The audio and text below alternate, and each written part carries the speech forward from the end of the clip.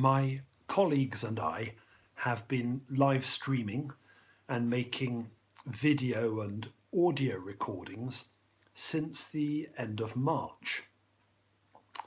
It's been suggested that we should make a compilation of our outtakes, of all the mistakes we've made along the way that have been captured forever on film.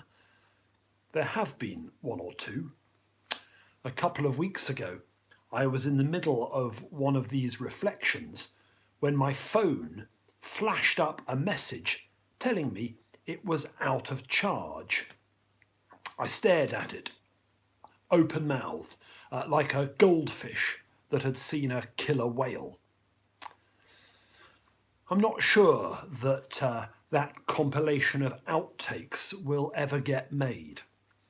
If I was involved in creating it, then the process would probably generate enough to fill a second compilation. I'm awfully glad that for the greater part of my life and work, there has not been a camera running. I wonder if you feel like that too. For my part, there have been all sorts of outtake moments which mercifully have gone unrecorded. One was earlier this year when we hosted a splendid service to celebrate the centenary of the Royal Corps of Signals. It was attended by their Colonel-in-Chief, Princess Anne. Canon Anna and a host of others had worked really hard on the service. All I had to do was turn up. I got to the front of the full nave, turned to face Her Royal Highness and hundreds of neatly pressed uniforms, and realised that I'd forgotten to put on my microphone. I had to bellow the responses and the prayers at the top of my voice. The princess was extremely gracious about it.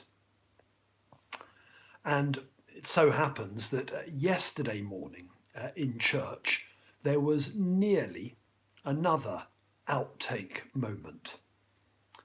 I haven't only learned to live stream during lockdown, I've also learned in a modest way to run. And the cincture around the waist of my cassock doesn't fit quite as snugly as it used to.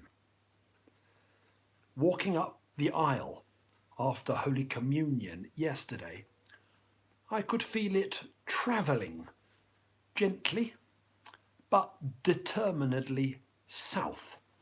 I was quite convinced that it was about to fall around my ankles and trip me up. Outtake moments and near misses. These can be hugely embarrassing. But if we can steel ourselves and bear it, they offer fruitful territory for reflection. Because they are out of the ordinary, they can give us a new perspective on the ordinary. They can help us see ourselves in a new light, honest. Perhaps this could become part of your spiritual discipline. I'll start. Take the signal service, or the case of the ill-fitting green cincture. What do they have to teach me? Well, that I mind about the quality of the worship offered in the cathedral, that I want it to be worthy of God, and that I perceive that falling flat on my face before the altar steps, or piercing the Princess Royal's eardrums is unlikely to be conducive to that aim. So far, so virtuous. What else do they have to teach me? That I don't want to look stupid. That picking myself up from the flagstone floor or becoming red-faced and hoarse as I shout the collects is not how I would like to be seen or remembered by those gathering in the cathedral on those 2 occasions. A not ignoble aim, worthy worship, and altogether ignoble vanity. But what would I look like if? And it's in the uncharted terrain between those that prayer does its silent work. I want to do my best for God. I don't want to make a pillock of myself. In between is God.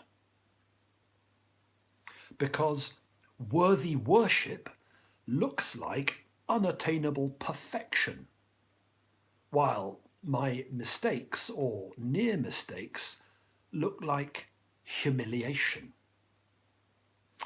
In between is a difficult place, a contested no man's land of disappointed ambition and unconscious delusion and bright hope and dark fear, a difficult place. And it's in difficult places that God invariably turns up. The work of prayer is to reconcile all this. The work of prayer is to help me accept that my best is my best, and that my less than best is also sometimes my best. The work of prayer is to reconcile me to myself. It's to reconcile me to God.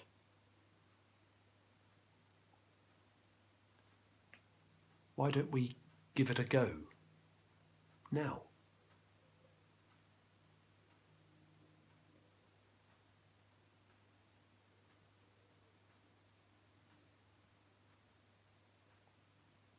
God,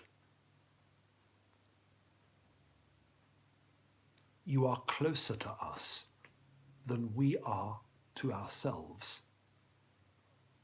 You love us with a love that surpasses our understanding. Shape us. Fill us.